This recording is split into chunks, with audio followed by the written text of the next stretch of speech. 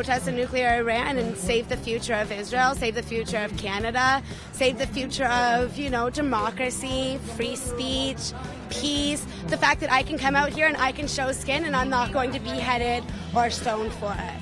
I'm here today to say that we stand with Israel and that we believe that this deal is a huge, huge mistake for not just Israel, but everybody in the region and for the whole world.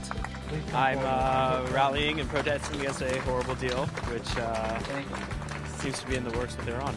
I'm here to protest the Iranian deal. Actually, I have been here for support Israeli, and we are against, as Iranian, we are against the deal. It's not benefits Iranian, and it's completely against the interest of Iranian people.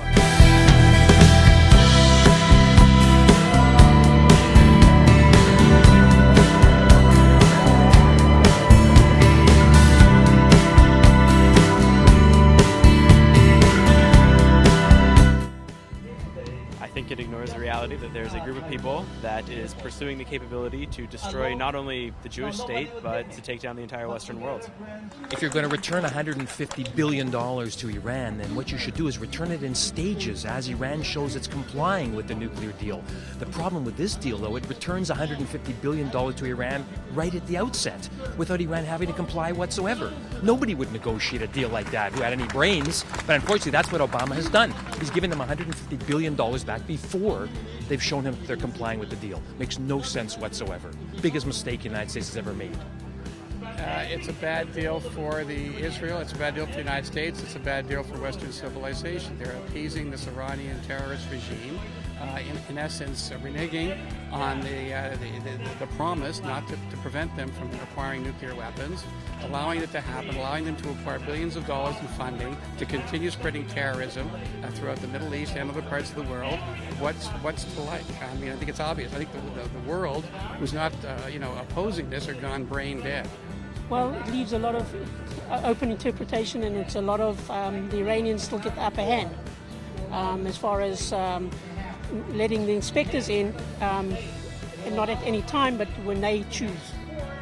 The fact that their government has a great track history and continuing record of various human rights violations.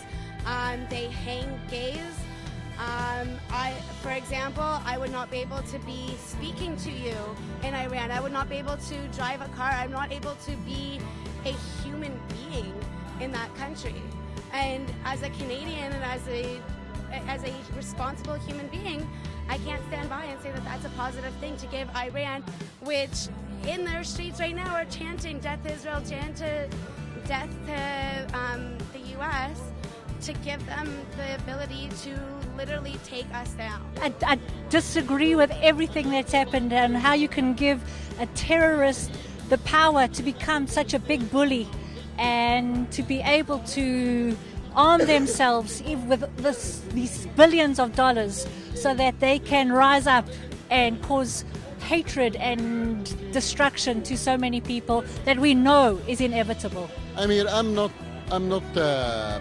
Jewish, I'm not Israeli, but I'm here as an Egyptian, I'm here as a Christian.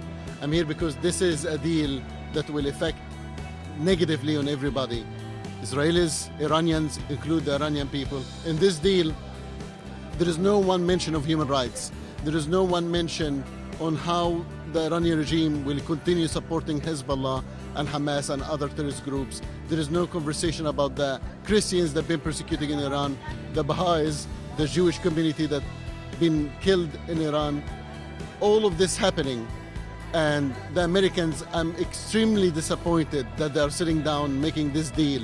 The history teaches us that Europe tried to make a peace agreement with Hitler, didn't work. The history teaches us that we try many times to coexist with the evil, but we cannot coexist with the evil. This deal will do nothing but will harm the United States, will harm the Arab world, will harm Israel, and will harm the Iranian people themselves. Thank you.